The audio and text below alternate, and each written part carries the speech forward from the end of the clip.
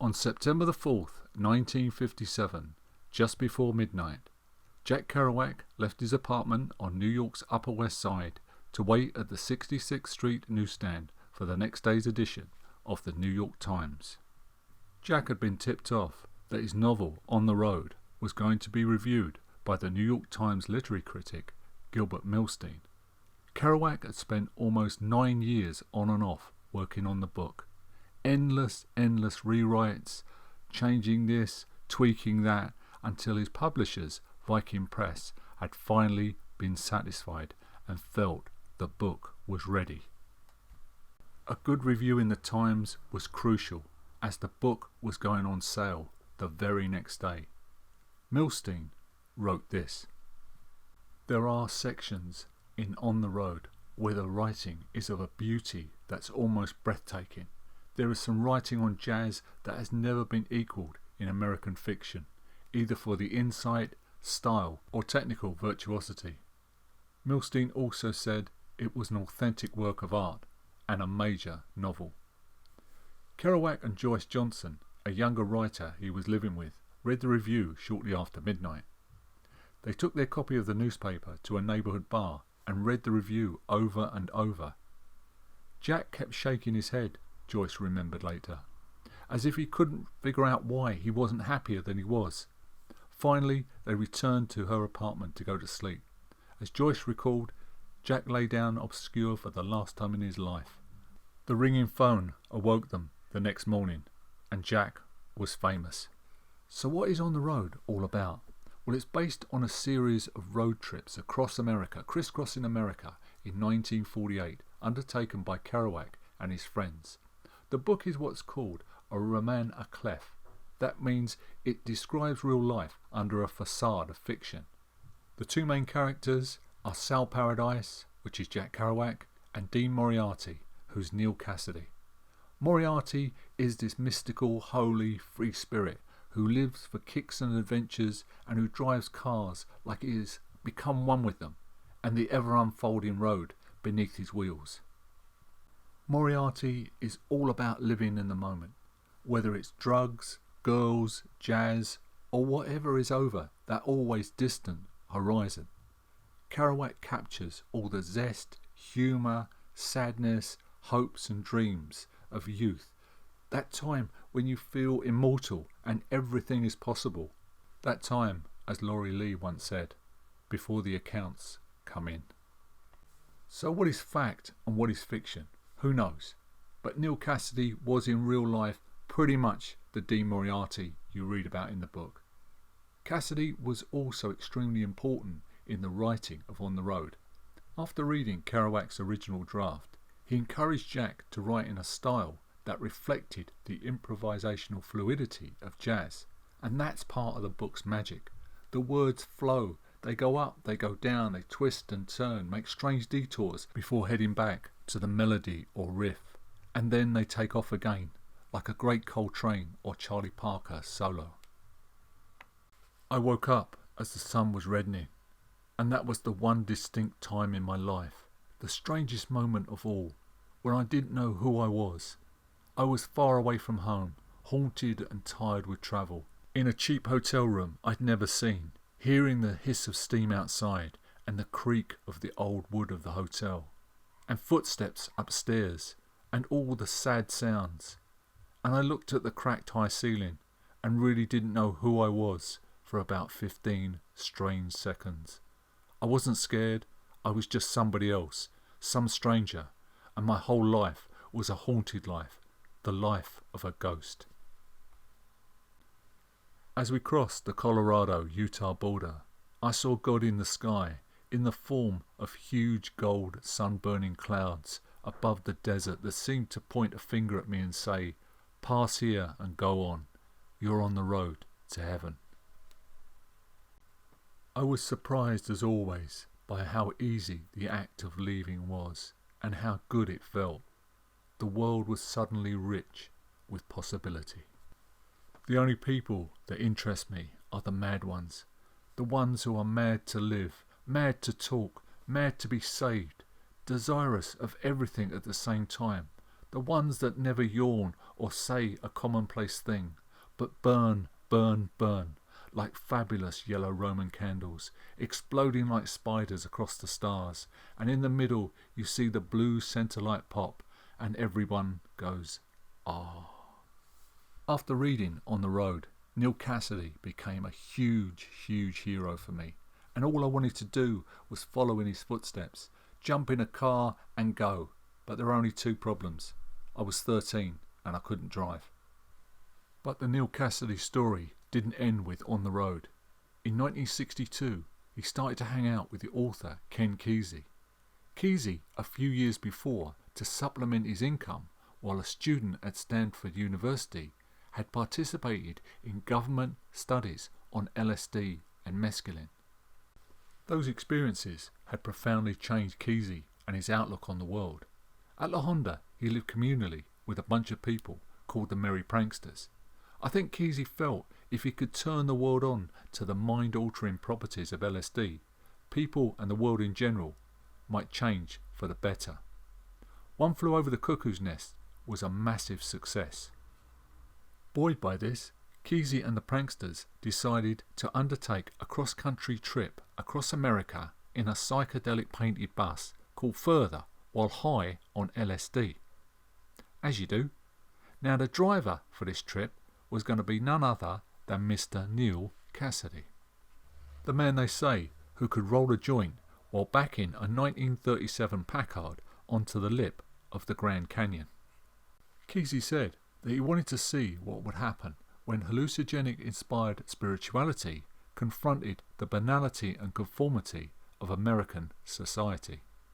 He also said, "The sense of communication in this country has damn near atrophied, but we found as we went along it got easier to make contact with people.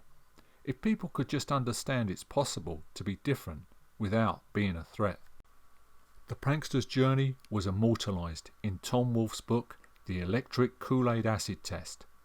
One particular scene describes Cassidy, high on amphetamines, speaking in his rambling hipster jive while he drove the bus through Phoenix backwards as the pranksters blew trumpets and horns in mock support of the Republican presidential candidate Barry Goldwater.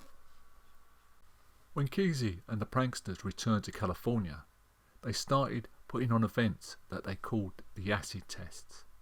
These tests consisted of multimedia performances, poetry readings, films, strobe lights, black lights and musical performances. At the first acid test on the 27th of November 1965, the Grateful Dead turned up, then still known by their original name, the Warlocks. Phil Lesh recalls, "We were at the first test, not to play, but just to feel it out." Jerry Garcia recalls, "Everyone got high and stuff would happen. Now Kesey and his pranksters had been doing this for a long time, so they had instruments and they played weird music, but mostly it was completely free.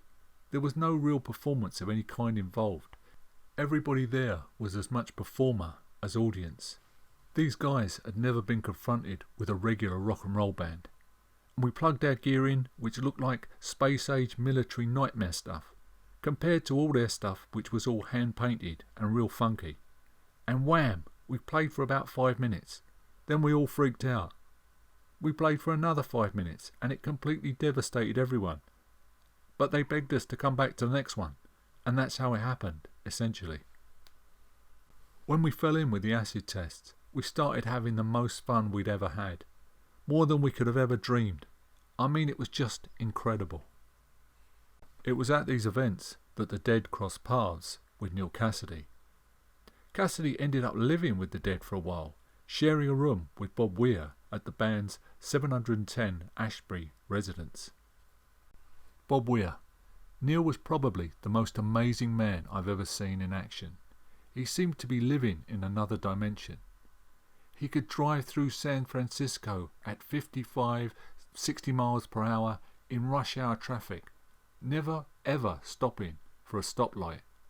It was not so much he could see around corners, it was that he could be in the right place at the right time. We all took great stock from this, and still do. It taught us a lot about our approach to music, how to be in the right place at the right time, with the right line. Jerry Garcia. Neal Cassady, meeting him was tremendously thrilling. He was a huge influence on me in ways I can't really describe. Lots of things, kind of musical things in a way.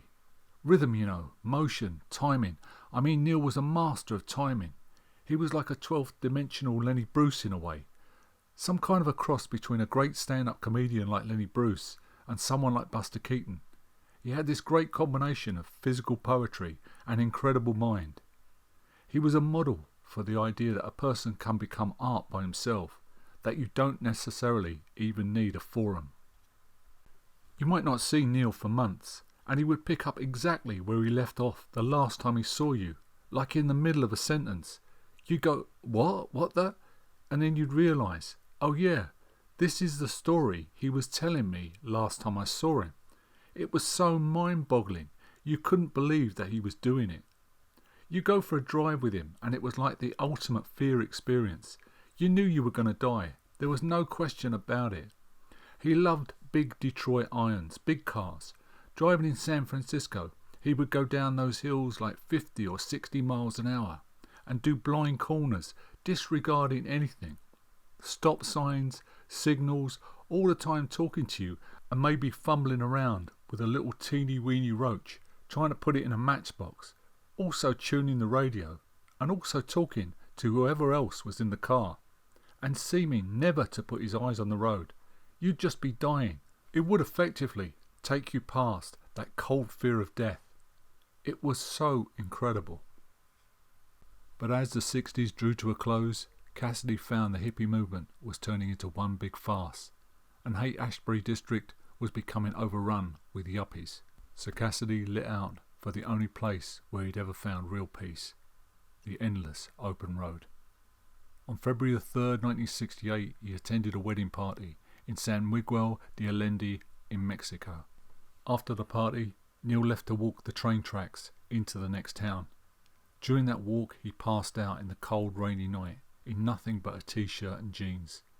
He was found the next day in a coma and taken to hospital, where he died a few days short of his 42nd birthday. Strangely enough, back in California, Bob Weir was just finishing up the first song he ever wrote, The Other One. Escaping through the lily fields, I came across an empty space. It trembled and exploded, left the bus stop in its place. The bus came by and I got on, and that's when it all began. There was Cowboy Neal at the wheel of the bus to Never Never Land. In 1979, Ken Kesey wrote a short story which was published in Esquire magazine. It was a fictional account of Neal's last hours. It was called The Day That Superman Died. Jerry Garcia. I think the Grateful Dead kind of represents the spirit of being able to go out and have an adventure in America at large. You know what I mean? You can go out and follow the Grateful Dead around, and you can have your war stories. Something like hopping railroads, something like that, or being on the road like Cassidy and Kerouac. But you can't quite do those things anymore, but you can be a deadhead. You can get in your van and go with all the other deadheads across the states and meet it on your own terms. I'm going to finish this video with the lyrics of a song written in 1972 by a band called Aztec Two-Step. It's called The Persecution and Restoration of Dean Moriarty. Well, I can't understand what is wrong with the man. Don't he know how his acting was long ago banned? Don't you think it's a shame? Someone tell me his name. If we let him continue, things may get out of hand. Look at him laughing and carrying on, like a hydrogen manic or an organic bomb. He's alive like a child, so terribly wild. He has way too much freedom. Of course he is wrong. He's wrong. He was born on the road in the month of July, and he'll live on the road till he sees fit to die. 'Cause he's learned from the road how humanity cries, how society lies. He sees with more than his eyes. Look at him running, don't he know how to walk? He's just too damn funny, and you can tell by his talk. You can tell he's rude, like a typical dude. If you want my opinion, he belongs under lock. One look in his eyes and you know he's unsound. There's no way to faze him. He's nobody's clown. He's as deep as the sea and equally free. That's why I fear him and hate him and wish he was down. Whether riding the rails out of Denver or bumming his friends' cigarettes, he's asking them all to remember, making sure that they'll never forget. So you're curious about this man who I speak, 'cause he tears you and scares you out of your sleep. I'm sure you'll find, if you open your mind, that it's you and not he who is really the freak. So relax for a moment, as you would for your hobby. His beauty abounds in his mind and his body. He's like the setting sun's hues or the dust on his shoes. He's living, he's naughty, he's Dean Moriarty. Whether riding the rails out of Denver or bumming his friends' cigarettes, he's asking you all to remember, making sure that you'll never forget. Thank you for listening to my piece on Neal Cassady. I hope you liked it. And like I said earlier, Neal and Jack and Jerry and the Dead, they all had a huge impact on me and the way my life went. So I'm eternally grateful to all of them. Please take care. God bless. Stay safe. And I'll see you in the next video.